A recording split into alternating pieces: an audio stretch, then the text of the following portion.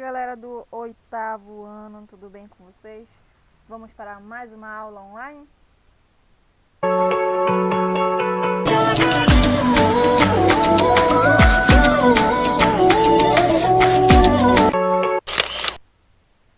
Então galera, entramos, só para finalizar, eu ia entrar hoje no módulo 4, mas aí eu pensei melhor, eu falei assim, não, eu preciso falar mais sobre artesanato, né? Eu preciso exemplificar melhor, eu preciso deixar mais claro para os meus alunos, né?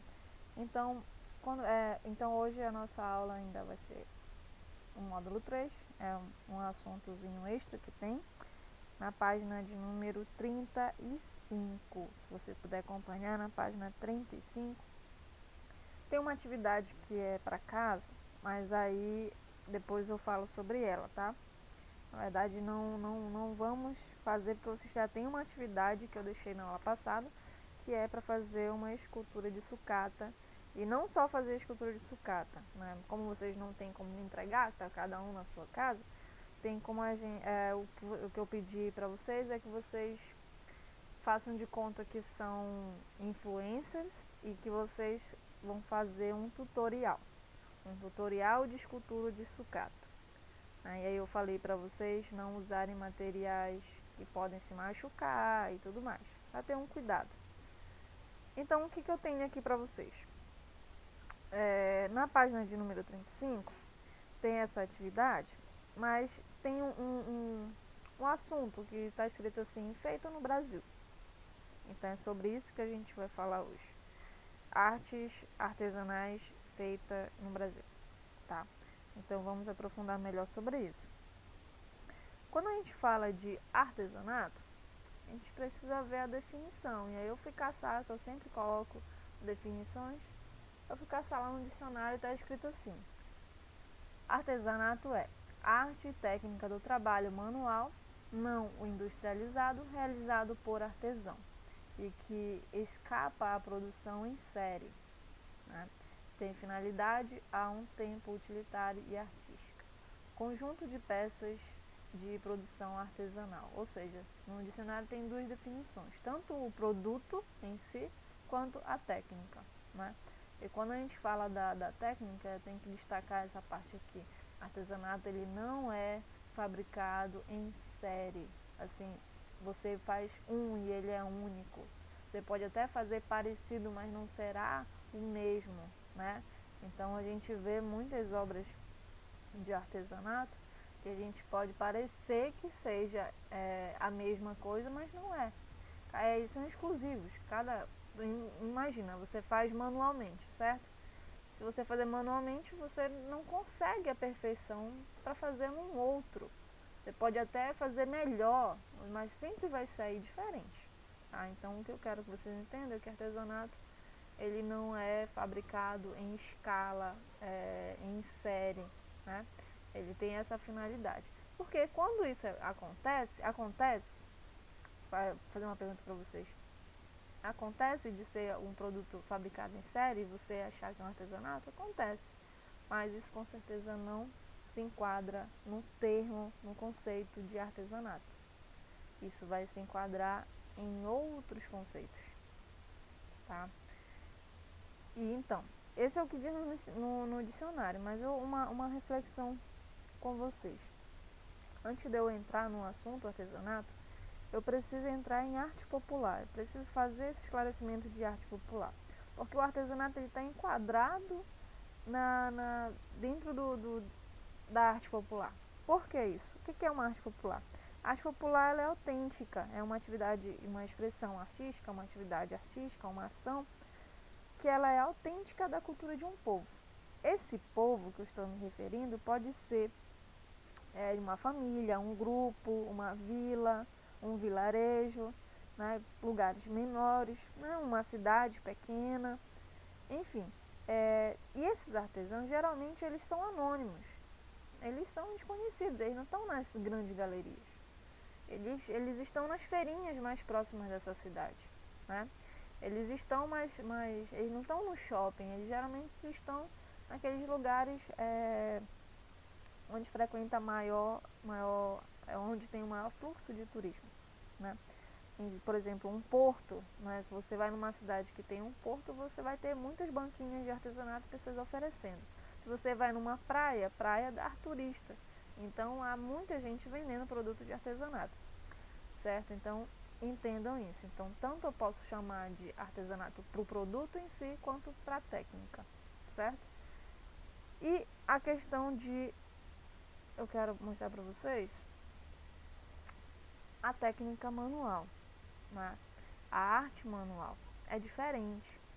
Arte técnica do trabalho manual, ou seja, artesanato, é diferente de arte manual. Como assim? Vou explicar, calma que eu não vou fazer confusão na cabeça de vocês. Tá? Se tiver dúvida, é só me perguntar lá pelo WhatsApp, né? Pela nossa plataforma, você pode me perguntar que eu esclareço melhor sobre isso, né? Então aqui eu coloquei artesanato versus arte manual. As pessoas confundem. Você vê que o artesanato ele é uma arte manual, sim. Ele não é fabricado em série. Ou seja, quando é fabricado em série, é fabricado em indústrias. Quando é fabricado em indústrias, é mais viável, é mais possível você conseguir fazer réplicas idênticas, digamos assim, porque é industrializado, né? A arte manual, ela não se caracteriza um artesanato, tá? Ou seja, o artesanato se enquadra dentro da arte manual, tranquilamente, tá? Porque ele usa da arte manual para fazer suas obras. Mas a arte manual não. Ela é arte manual, por quê? O que é uma arte manual? Quando eu falo arte manual, eu falo de pessoas que fabricam coisas manualmente, claro, por isso manual, só que eles usam produtos industrializados, ok? Tá, eles usam produtos industrializados, quer dizer o quê? Isso quer dizer que eles vão numa loja, eles vão em algum lugar e eles compram algo da indústria, do mercado, eles compram algo já pronto e só modificam. Por exemplo, você vê aqueles cadernos que você vê numa papelaria normal, você vai lá, compra numa papelaria e você vai personalizar esse caderno. E aí você personaliza esse caderno, faz um monte de babados, né, de renda, de trançados, e aí você chama isso de artesanato? Está correto? Não, não está. Isso é uma arte manual, não um artesanato. Porque ele foi na loja comprar o tal caderno para enfeitar o tal caderno, manualmente. Então isso é uma arte manual, tá? Eles usam sim de materiais industrializados. O artesanato, por que eu digo que ele é uma arte manual? Ele é uma arte manual, mas ele tem uma diferença. A diferença é que ele não usa produtos industrializados. Eles utilizam produtos que são brutos, produtos extraídos, eles são lapidados. O que é lapidar? Você pegar uma pedra, quando eu lapido, ela fica uma pedra mais bonita, né? Sai daquele rústico, né? Daquilo que as pessoas não acham tão atraente assim, e eu faço ela se tornar brilhante e se tornar agradável aos olhos das outras pessoas. Isso é lapidar, né? Então, a diferença é, eles não utilizam produtos industrializados e eles usam matéria-prima bruta, tá? Ok? A arte manual pode ir lá no comércio comprar algo que já está pronto e eu vou utilizar isso de uma forma diferente, né? Um outro exemplo além do caderno que eu posso dar, eu posso pegar aqui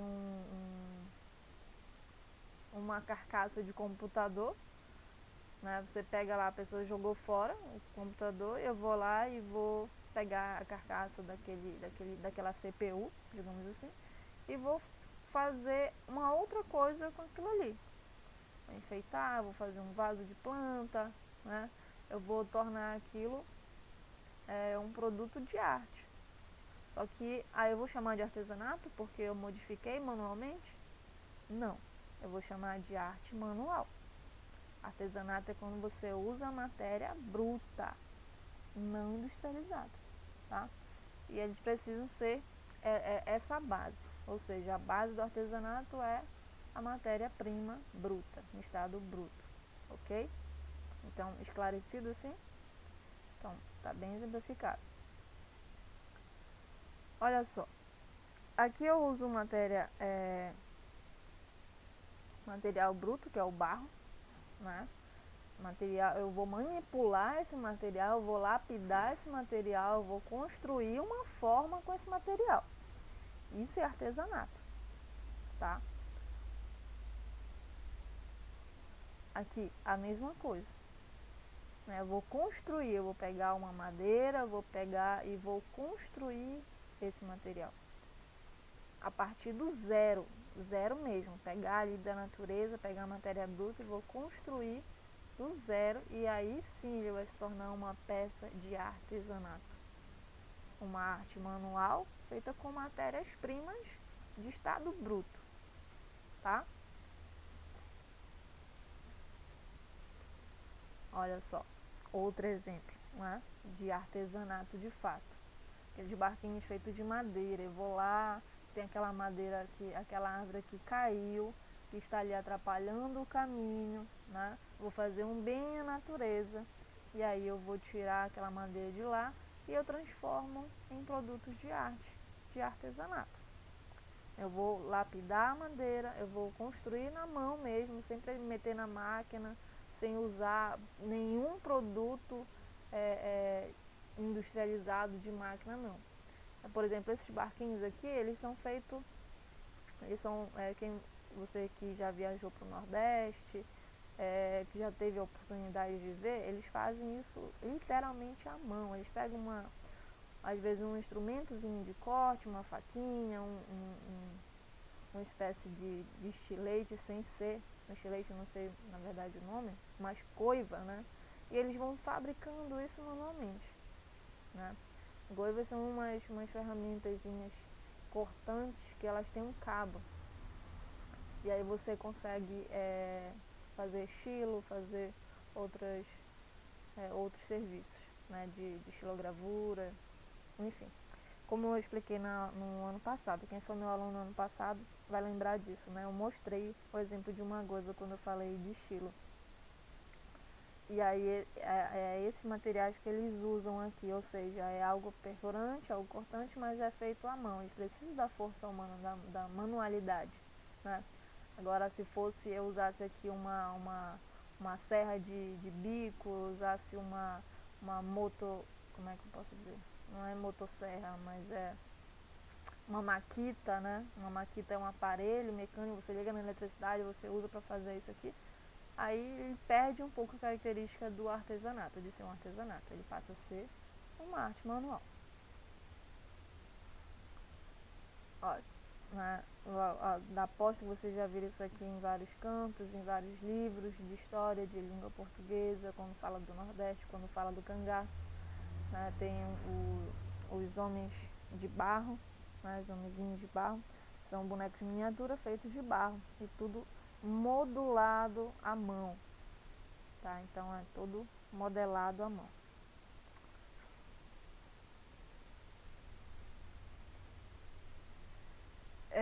Esses são mais comuns para a gente identificar, né? Vocês conseguem identificar isso com mais facilidade. Por quê? É parte da nossa região. Região Norte tem muitos desses artefatos, dessas vasilhas, né? Por exemplo, no Pará a gente usa muita cuia para tomar tacacá. E as cuias nunca são cuias simples. Elas são cuias que as pessoas pegam e gravam com a própria mão, assim, né, com materialzinho cortante, mas não usa máquina, usa manualmente mesmo. E ali é aquela cuia que você vai tomar o seu tacacá, que ela é toda bonita, aquilo é um artesanato. Artesanato ele também é utilitário, né? A diferença, você pode usar no seu dia a dia, não é só para você deixar na estante. Por exemplo, vou voltar aqui, os homens de barro, né, os homenzinhos de barro, eles são colocados para você deixar num lugar de destaque na sua casa, ok? Mas no caso de um vaso ou da nossa cuia, né, tacacá, já é diferente, você já consegue usar no seu dia a dia para guardar alimento, né? Para tomar açaí, né? Aquele açaí gostoso e tudo mais, com farinha, com tapioca. Meu Deus do céu, deu até água na boca agora, né? Não é mesmo? Mas é isso. Então, sempre feito de forma manual, que não use instrumentos industrializados. Pode até usar materiais cortantes, outros materiais para identificar, mas desde que seja de uso manual, ok? E aí passa extraído da matéria-prima, aí passa a ser artesanato de fato. Capim dourado, né? O capim dourado é um capim muito bonito, né? Já está dizendo capim dourado porque ele simila muito a questão da cor do ouro, né? Nem parece capim na verdade. E eles são tecidos à mão pelas geralmente são mulheres, né? Mas tem homens também que fazem esse tipo de técnica. Teve uma novela, agora esqueci o nome da novela, que passou, a menina era de um lugar desse do norte que ela ia nessas comunidades ver essas pessoas tecendo vasos, brincos, né? Essas joias feitas de capim dourado. Então é um trabalho muito bonito, um trabalho de muita paciência, porque imagina, você pegar capim e tecer capim até ficar uma forma bonita dessa, dá um trabalho. Então é um trabalho artesanal incrível, né? Que devia ser até mais valorizado ainda, mas aos poucos vai sendo. Olha só, quando eu falei de tecer, né? Aqui é uma forma de tecer, eles usam essas telas de prego. Eu, inclusive, já experimentei fazer algo assim, não claro que não bonito como esse aí, né? Mas era de lã, eu usei lã, aí ela tá usando palha, mas eu utilizei lã. E aí dá pra tecer e fazer umas toalhas de mesa bonita. E, enfim, na minha adolescência eu cheguei a experimentar fazer isso aí. É feita de prego, madeira e prego. E aí você vai passando as linhas, né, por cima, por baixo, até dar essas formas bonitas. Depois você vem só amarrando as linhas cruzadas. Não é difícil de fazer isso não, tem que ter paciência. Mas eu até acho essa prática mais simples do que o crochê, né, do que os bordados ali, que eu acho mais complexo. Isso aqui é mais simples de você conseguir aprender. E como eu falei, artesanato ele é também utilitário, né? Então você encontra, isso não é feito em indústria, ele não foi tirado da indústria, feito com materiais primas brutas, né? Mas como você pode perceber, em alguns lugares eles fazem bolsa de caixa de leite. Já viram isso? Caixa de leite, caixa de cereal, e aí eles fabricam bolsa. Teve até um ano desse que a gente falou sobre empreendedorismo na escola, né? Teve a feira, era falando sobre empreendedorismo, e a minha turma na época fez trabalhos manuais, né? Não é artesanal, é arte manual. Eles fizeram esse tipo de bolsa com caixa de leite, com caixa de cereal, que ficou bem interessante, bem bonito. Os meninos capricharam bastante. E aí a gente tinha que vender, né? Na época na feira era isso.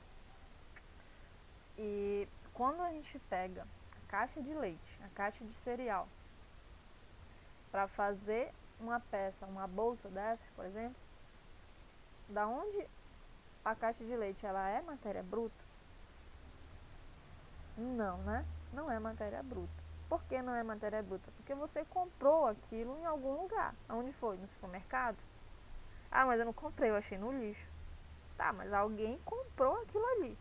Alguém foi no mercado e comprou aquilo ali, consumiu o que tinha dentro e jogou fora, né? Ou seja, isso não passa a ser caracterizado um artesanato.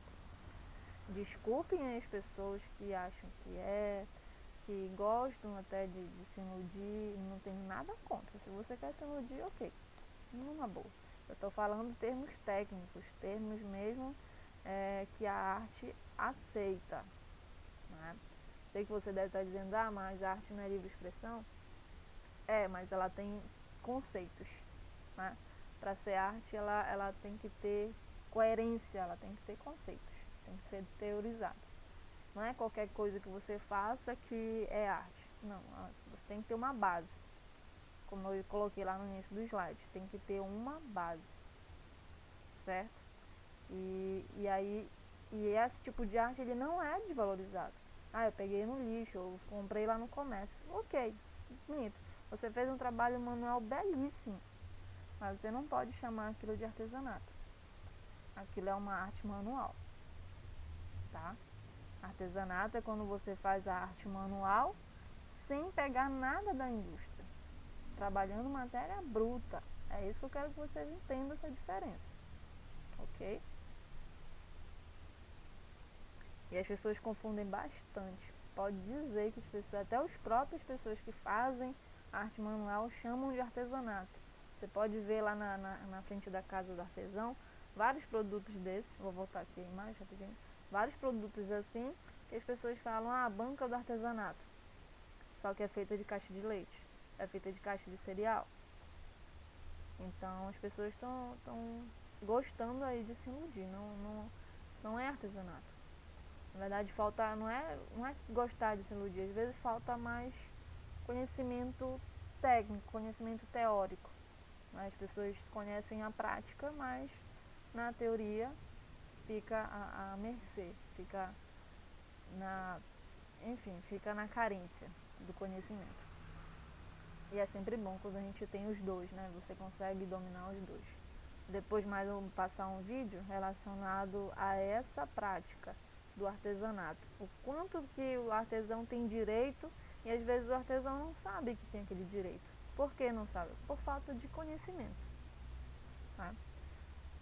Uma outra imagem referente às joias, né? Fabricadas de açaí, de caroços, de semente, né? No caso.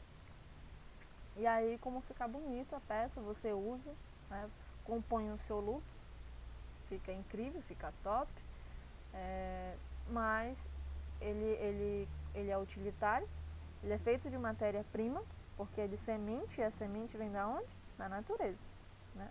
Então ele é sim um produto de artesanato, ok? E finalizando essa parte do artesanato, eu queria abordar com vocês sobre um outro conceito que eu acho que ficou ainda um pouco vago na aula passada, que é falando do consumismo, tá? Falando do consumismo aqui, o que é um consumo e o consumista? As pessoas confundem também bastante esses dois termos, tá? Então chamam assim, eu consumo bastante as coisas. Se você consumir bastante, então não é consumo, é consumismo, ok? E é isso que a gente vai procurar ver aqui. O consumismo, ele é aquele hábito de adquirir coisas, sabe? De adquirir serviços, de adquirir bens que você não necessita. Por exemplo, tudo que você vê uma propaganda, como mostra essa imagem, você quer ter, por mais que você não tenha necessidade de ter aquilo. Um exemplo disso, eu cito a questão lá da arte pop, que inclusive está no livro de vocês, na página 37. Né? Tem uma obra feita com colagens do século XX. E nesse período as pessoas, era uma febre, tudo que vinha na televisão querer. E foi um período que mais cresceu a questão da arte gráfica, das propagandas, da publicidade. Então foi um período que isso era efervescente demais, principalmente para atingir o público feminino, né? Porque o público feminino era quem ficava em casa, os maridos é que saíam para trabalhar, né? E as mulheres ficavam em casa cuidando do lar. E logo depois as mulheres começaram a sair, procurar conhecimento e procurar os seus direitos e igualdade, né, na sociedade. Mas nesse período as mulheres eram para eram propositalmente para educar as mulheres a ficar em casa, mas confortável. Então, como é que eu ficava em casa confortável? Com produtos que davam praticidade nas minhas atividades em casa. Então, não ia usar um esfregão qualquer, né? Eu ia usar um esfregão que conseguisse espremer com facilidade. Tem um filme que eu gosto muito de quando eu trato desse assunto, de mostrar, só que eu não trouxe ele aqui exatamente porque ele não é apropriado para esse horário, né? Nem tão pouco para a idade de vocês ainda. Mas ele conta a história de uma mulher que inventou um esfregão. Só que esse esfregão, por ela ser mulher, foi patenteado, foi roubado praticamente assim, né, dela. E ela teve que provar por A e mais B que ela era a dona daquela ideia, daquele esfregão. E quando ela conseguiu fazer isso, a publicidade, os caras da publicidade chegaram com ela e falaram assim, ok, vamos vender seu produto, bacana e tal. Só que não conseguiam vender o produto porque o apresentador, o cara era homem e não sabia falar do esfregão. Então, se a pessoa não sabe falar do esfregão, como é que ela vai conseguir vender? E aí eles tinham a questão do Ibope, né? O Ibope subia, quantas mais ligações, quanto mais produto eles vendiam, isso era o sucesso da emissora na época. E aí o que acontece com a história é que ela não consegue vender nenhum produto, né? Porque aquele homem não sabe vender o produto dela, não sabe vender o peixe. Porque ele é homem, ele fica no trabalho, ele não vai ficar em casa limpando a casa. Hoje as coisas já mudaram, graças a Deus, mas naquela época não era assim. Na sociedade que ela viveu não era assim. E aí, depois disso, ela entrou com um desafio para o dono da emissora e falou assim, deixa eu vender meus produtos. E então ela passou a ser a garota propaganda dos produtos dela e a mostrar. Só que, claro, ela dá aquela travada no início, né? A pessoa impacta com a câmera, não é muito íntima ainda com a câmera, tudo aquilo é um universo novo para ela. Então ela acaba tendo dificuldade com isso, mas depois que acaba avançando, né, ela vende feito água aquele esfregão. E aí, enfim, a trama é muito interessante, mas tem cenas inapropriadas. E, e aí para cortar ele também dá muito, muito trabalho. Então eu preferi contar mesmo a história dela mostrando essa imagem para vocês, porque é referente muito a esse período aí do século XX, né? Onde toda essa febre começou. Então é quase que uma herança nossa essa questão do consumismo. Você vê na televisão, você quer, mas você não tem necessidade para ter aquilo, né? E isso resulta numa percepção de necessidade do indivíduo, né? Uma percepção individual. Você olha muito para o seu umbigo, né? Você não olha muito para o outro, você olha muito para si. Ou seja, as pessoas elas compram aqueles produtos, elas vão num shopping, por exemplo, e compram e vão em setores diversos comprando muita coisa e enche o carrinho. Já viram aquelas pessoas que enchem o carrinho e às vezes não usa nem a metade? As pessoas que compram, vai numa loja tem uma promoção de sapato, isso vocês podem até ter uma semelhança com alguém que vocês conheçam, uma tia, ou até a mãe, sei lá, uma prima, uma irmã, ou até você mesmo, quem sabe, de ver um sapato, digamos assim. Vou citar o exemplo do sapato. Eu vejo um sapato lindo, tá? Muito bonito. Aí eu paro no shopping e vou comprar aquele sapato. Se eu for levar para o lado do consumo, eu vou perguntar, eu preciso daquele sapato? Eu posso comprar aquele sapato? Eu vou usar aquele sapato com frequência? Né? Ou é apenas para atingir o meu ego? Para satisfazer o meu ego? Né? Então, pense nisso. Se você pensou nessas coisas antes de comprar, isso é consumo. Né? Inclusive um consumo consciente até. Agora, quando o consumismo ele é compulsivo. Você compra sem necessidade mesmo.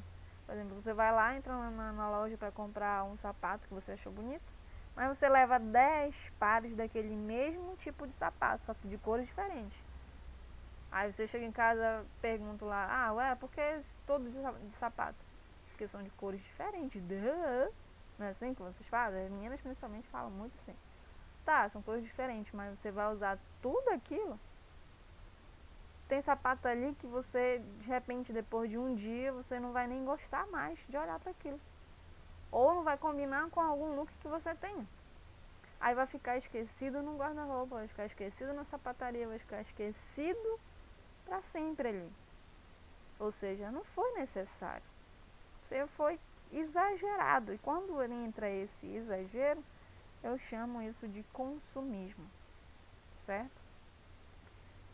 E aí você pira na batatinha, né? Quando escuta a palavra promoção, a palavra selling, a palavra backfire, você entra na loucura, na pira. Às vezes, nessas promoções, às vezes falam assim, tem 50% de desconto. Só que alguns até aumentam o valor do produto para dar o desconto e cair no mesmo valor que você deveria pagar. Alguns fazem esses truques, essas pegadinhas, e as pessoas caem.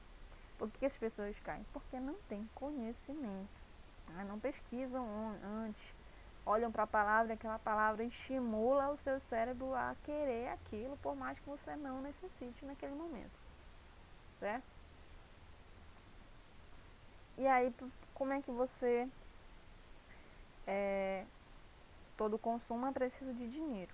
E as formas de pagamento que o mundo vem avançando. Antes era em papel, aí moedas, né? Depois cartões de crédito, de débito, tá? Aí aqueles cartões que só passava na máquina.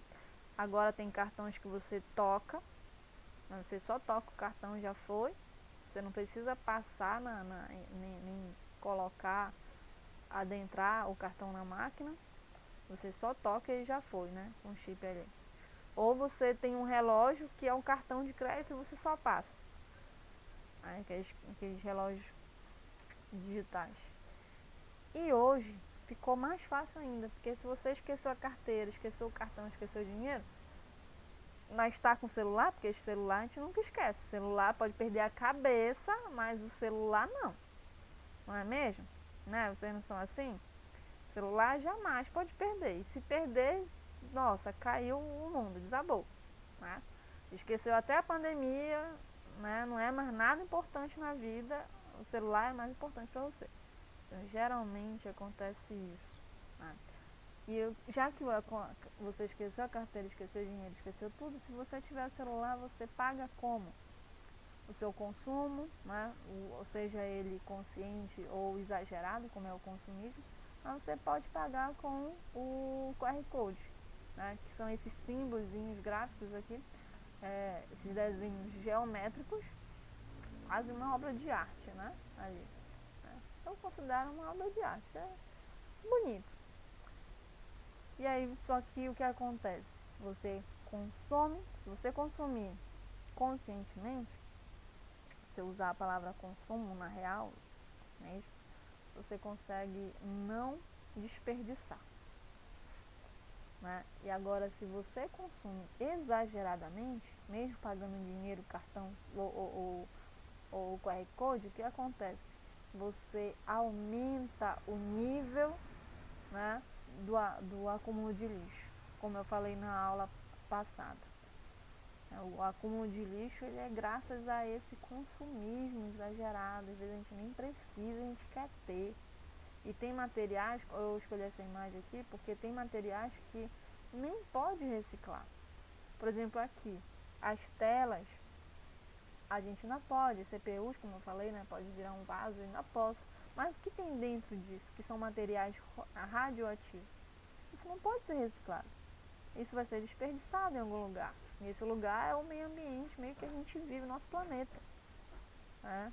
Ainda tem um desenho do Wall-E, na verdade é um filme, né, do Wall-E, que é um robozinho que ele fica o filme todo procurando a Eva, né? Ele se encanta pela Eva e a Eva é um robozinho que vai em busca de vida na Terra, porque há bastante tempo no filme, né? Passa a história que bastante tempo os seres humanos foram morar no espaço, numa espécie de nave, né? De cruzeiro em estilo nave. que é o que estão estudando aí para o nosso futuro, tá? Inclusive, estão copiando o filme, né? Então, quem sabe aí teremos uma nave, né? Um ônibus espacial. Eles estão estudando um ônibus, mas lá no filme eles já conseguiram fazer um cruzeiro. Ok, filme, ok, ficção. Mas vai que conseguem, né, fazer. Mas o que acontece? A moral do filme é o seguinte: a moral do filme é que aquele robozinho que fica ali na sobrevivência junto com a sua barata, que barata é um bicho, além de ser nojento, desculpa aí os que defendem as baratas, mas é um bicho nojento e parece um alienígena, porque a desgraça lá, o inseto nunca morre. Você pode experimentar, ou né, outro trem difícil. É igualzinho do filme, leva um raio, mas não morre. Né? É prensada, mas não morre. Então, acontece de tudo com aquela barata no filme e ela nunca morre. É um alienígena no nosso planeta. Se alguém tinha dúvida que existe alienígena no planeta Terra, as baratas estão aí, não é? fica, fica aí pra NASA estudar as baratas, por favor. Mas, voltando pro assunto que é sério, né? E fazendo essa reflexão aí com o filme do Wall-E, ele é um robozinho que ele prensa, né? Ele faz cubinhos com o lixo, porque o lixo é tão exagerado no planeta Terra que as pessoas já foram pro espaço e deixaram só o lixo na Terra. O lugar era só de lixo. E aí o robozinho ele vem compactando aquele lixo, prensando, um trabalhão danado para organizar o que nós seres humanos deixamos bagunçado. Então, não tem como a gente mandar o lixo lá para o espaço, mas se mandasse também teríamos consequências seríssimas. Então, quanto menos a gente fazer de fabricar lixo, melhor fica o nosso planeta. Como a gente vem trabalhando desde o primeiro bimestre, a questão do planeta Terra, a questão do nosso bem-estar. Se a gente não cuida da nossa casa, que é o planeta Terra, quem é que vai cuidar? Então a gente precisa pensar nisso, né? E diminuir esse acúmulo de lixo, ok?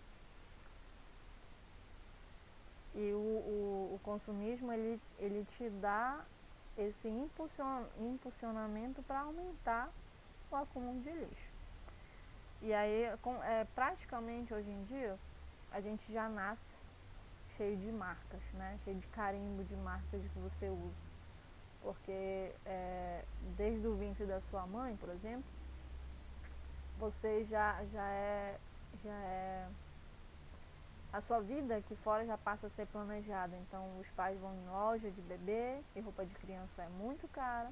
Eles começam a ver, mas eu não quero aquela simples não, eu quero aquela, não quero aquela feita pelo artesão, não, eu quero aquela que é top, que é uma marca incrível, que é lá da Europa, lá dos Estados Unidos, não sei o que.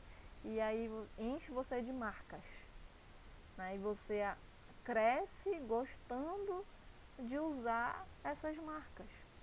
Isso é errado? Não, não é errado, desde que seja consciente, né? É necessário você fazer aquilo naquele momento? Então beleza. Agora se você parar e pensar, ou melhor, não pensar e sair comprando exageradamente, isso é consumismo. E isso você tem que se tratar. Desculpa eu falar, mas tem que procurar ajuda, né? Porque consumismo é algo, é um exagero e que não faz bem à vida da pessoa. Tá? Não faz bem nem fisicamente, nem mentalmente, não faz bem à sociedade e não faz bem para o seu bolso também, né? Porque imagina, você estoura o cartão sem se preocupar não, digamos, sem perceber que você gastou tanto. Tá? Então, isso graças a essas grandes marcas aí que as pessoas correm para querer essas marcas. Vai no shopping, eu só quero o milkshake que é da loja enrolou aqui. Daquela lanchonete, daquele estabelecimento, né, específico. Mas eu quero o refrigerante X, só serve se for aquele, porque se não for aquela marca não é legal para você. Então esses carimbos, essas marcas, esses rótulos, é como se você colocasse na sua alma, né? E aquilo te contamina. Como assim te contamina? É uma contaminação visual e uma contaminação mental, porque você acaba ficando mal acostumado. Aí você já nasceu nesses ambientes com muitas marcas e tal, tenho certeza que você vai se identificar com esse assunto, né? Tem aluno meu aí, vocês vão saber melhor dizer, que não consegue ir no shopping se não for nem comer um hambúrguer X, né? Tomar um milkshake assim, tomar um sorvete só naquele lugar. Quem nunca fez isso de vocês aí? Tem uns que são exagerados. Se o pai não dá dinheiro para comprar aquele milkshake, para comprar aquele hambúrguer, meu Deus, cara, é a Terceira Guerra Mundial. Gerou ali a Terceira Guerra Mundial, porque vocês fazem um escândalo, fica emburrado e tudo mais. Isso não é tanta culpa de vocês. Isso é culpa da criação, né? Você se acostumou. Mas quem é que cria? Só os pais? Não, a sociedade cria. Porque a sociedade estimula isso através das mídias. Hoje a gente vê muito a questão do digital, principalmente agora, né? A gente está na quarentena e a gente está meio que a evolução do mundo, como eu coloquei aqui na imagem, a evolução do homem se reduzisse atualmente em códigos, em código de barra, como eu coloquei aqui, que é o comércio, né? O código de barra é o símbolo do comércio, dos rótulos. Toda a mercadoria vem com código postal, né? Vem com esse código de barra aí. Você trisca a maquininha e logo tem todas as informações sobre o produto, como eu falei para vocês no primeiro dia de aula. Quem estava no primeiro dia de aula vai lembrar disso, que eu fiz uma dinâmica falando de rótulos. Lembra? E aí eu estou me referindo a isto, a sociedade de hoje. Tudo é rótulos, né? Todas as pessoas rotulam e querem aquele rótulo, só que aquele rótulo em excesso, eles prejudicam a sua saúde mental, né? Você acaba não pensando no seu meio, na natureza, você se acostuma e quando vê, já está acostumado mesmo, não faz diferença, né? Só que aí que faz muita diferença, você se torna um prisioneiro desses códigos, desses produtos. Então é aquilo que eu falei, você faz um escândalo se seu pai não der o dinheiro para comprar aquilo que você quer, com aquela marca que você quer. Então tem muito desses costumes, né, não saudáveis, digamos assim. Mas isso não é culpa só dos pais, vocês, não é culpa só de vocês, é culpa da sociedade que nos acostumou desde ali do século XX, como eu falei, onde tudo começou, né?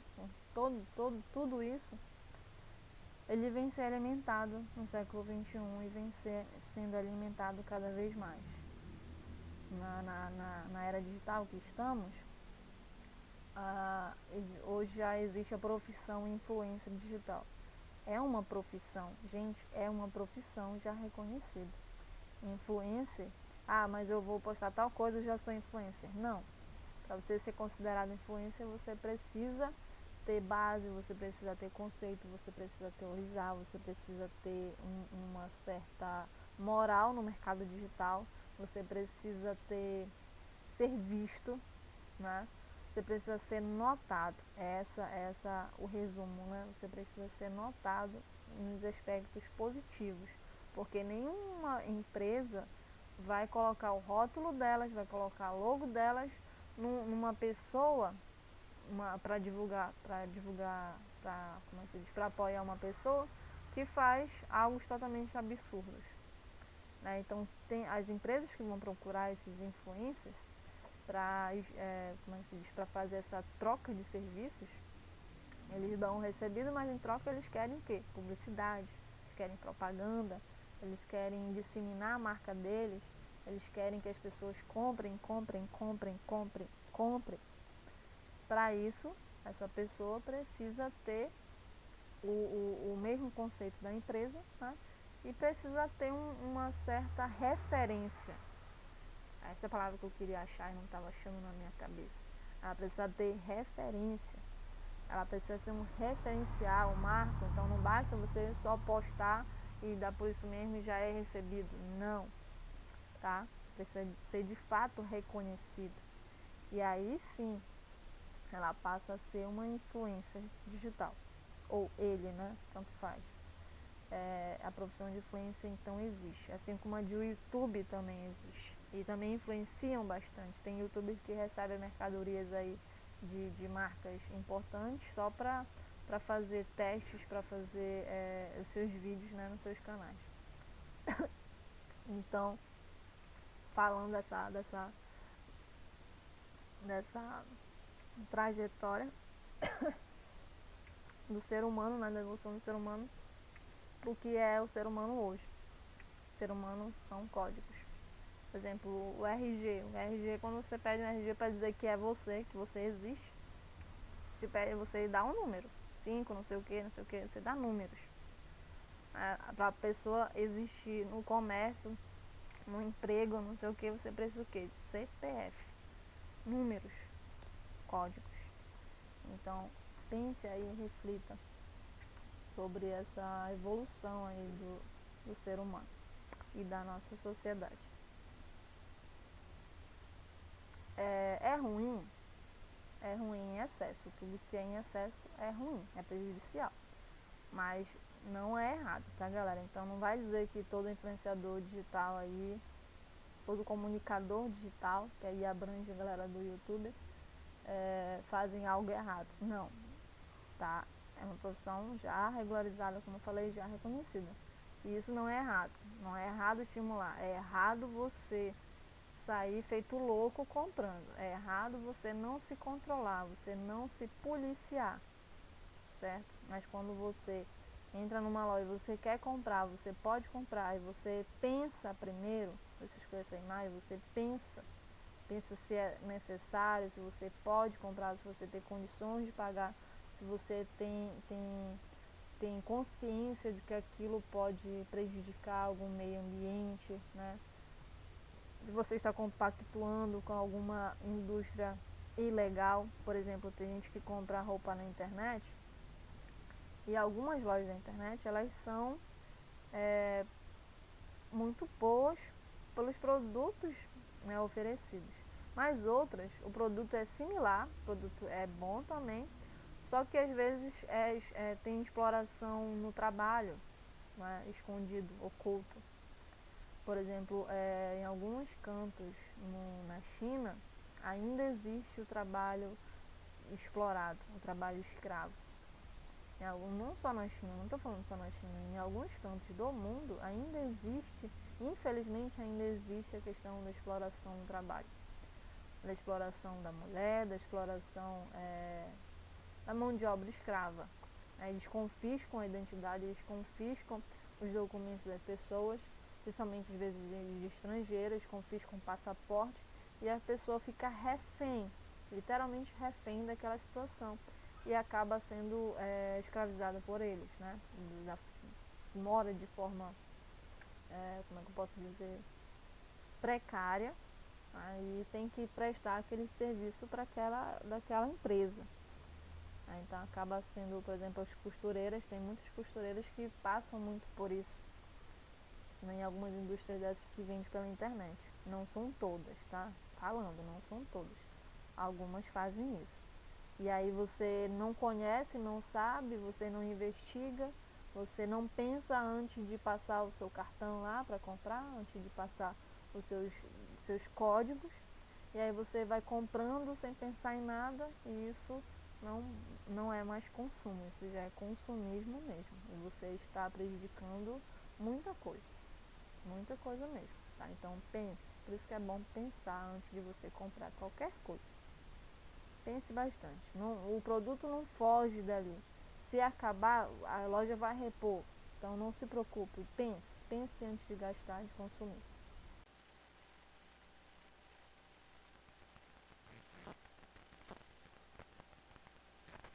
Passando para exemplificar, né, tudo aquilo que eu já falei, como eu falei, era um resumo, né, o vídeo, bem objetivo, bem claro para vocês, e para falar dessas especificidades e falar do valor agregado, né, dos direitos do artesão. No caso, tem muito artesão que não sabe da existência do PAB, ou seja, do Plano Nacional para Artesão Brasileiro.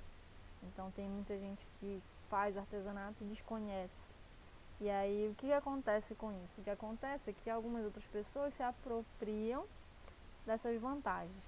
Por exemplo, tem feira de artesanato aí nessas cidades, aqui mesmo, não vou fugir muito de Macapá, que às vezes tem editais do governo que eles postam assim, tipo, vai ter um evento X sobre artesanato, e aí eles abrem um edital para que muitos artistas se inscrevam. Aí muita gente se inscreve, e eu posso confirmar para vocês, muita gente se inscreve. Mas o que acontece? Alguns desses não fazem o artesanato de fato, eles fazem arte manual, como eu mostrei para vocês a diferença, né, no início da aula. E aí eles acabam ganhando a vaga daqueles artesãos de fato e de direito. Porque os artesãos de fato de direito, eles ficam no anonimato, eles ficam mais distanciados e ou não conhecem seus direitos, não procuram saber os seus direitos e se acomodam e fica por isso mesmo. E aí, como abre vagas, acabam que selecionando esses trabalhos manuais e dizendo que aquelas feirinhas, aquelas coisas são feiras de artesanato. Ok, aquelas feiras têm trabalhos lindíssimos, como ela fala aí, né? Tem trabalhos manuais lindíssimos, lindos e valoráveis, com materiais reciclados, como a gente viu na aula passada, materiais alternativos, né? Fazendo essa reciclagem, fazendo esse bem à natureza. É lindo, mas não pode ser chamado, caracterizado como artesanato. É feito manualmente, mas é utilizado materiais industrializados. E se é assim, logo não é artesanato, não cabe. Né? Existe um plano nacional dos artesãos no Brasil que como é que se diz? Nomeia, né? Dá essas nomenclaturas, dá essas definições técnicas. Só que muita gente não se atenta para isso e acaba perdendo muitas chances. Né? Então, por que eu falei isso? Porque vocês têm uma atividade. A atividade de vocês, só lembrando de novo, é fazer uma escultura de sucata, desde que você não se machuque. Sucata é tudo aquilo que você, materiais alternativos que você possa reciclar ali, né? E não é só fazer isso, é fazer um tutorial. Né? E por isso que eu falei de consumismo também hoje, né? Detalhei mais sobre o consumismo. Consumo e o consumismo. Eu quero que você faça um tutorial voltado para o consumo. E que não você seja um influenciador ou um influencer que estimule o consumismo. Eu quero que você seja um influencer consciente, um influencer de fato, um influencer, como é que eu posso dizer, reconhecido.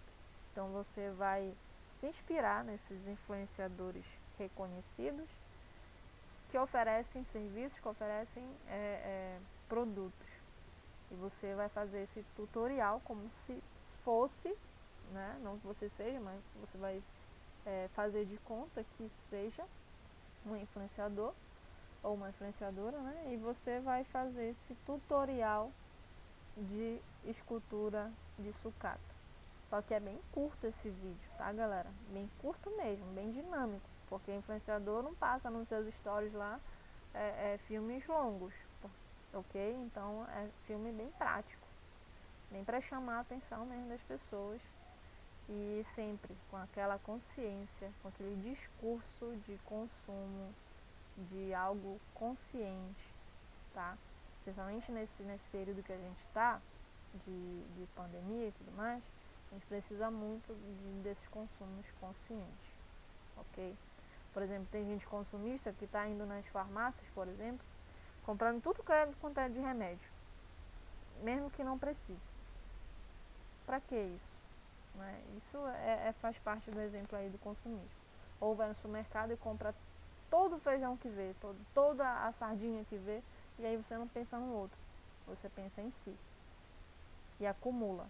Né? E vai exageradamente feito um louco, porque você não há necessidade. Não vai desaparecer o produto e se acabar, as lojas, os supermercados, as farmácias vão repor.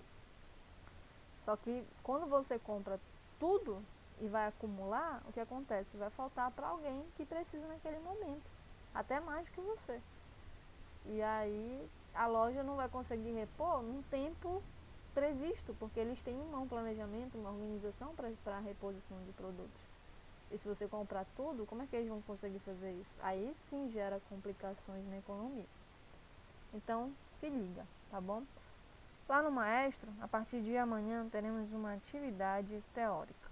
Mas não se preocupe, não é bicho de sete cabeças, não é complicado. Tá? Então, segundo esse primeiro módulo que a gente viu, uma espécie até de revisão teórica, já que vocês estão fazendo aí uma prática para colocar.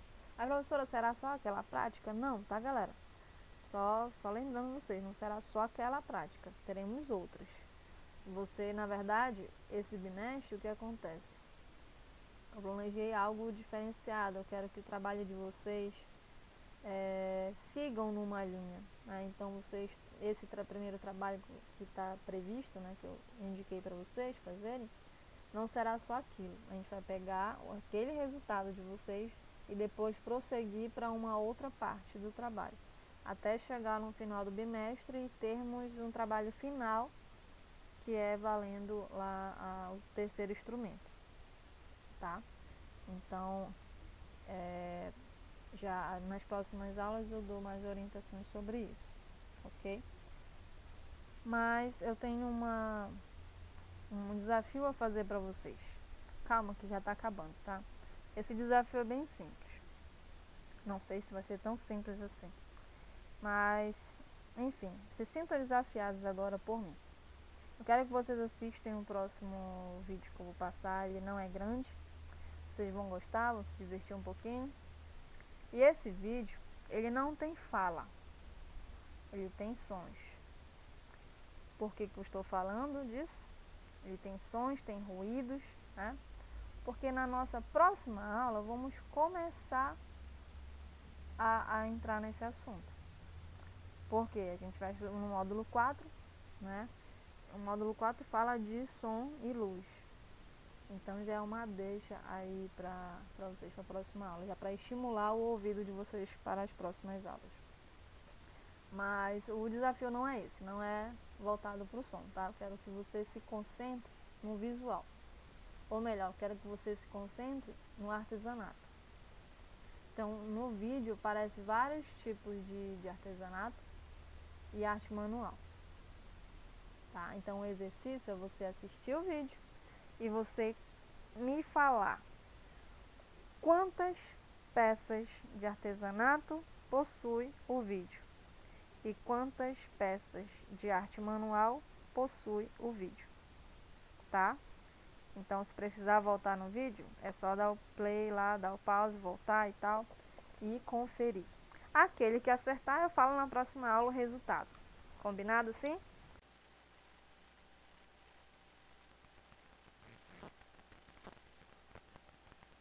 Por hoje é só. E Smoke weed every day. Smoke weed every day.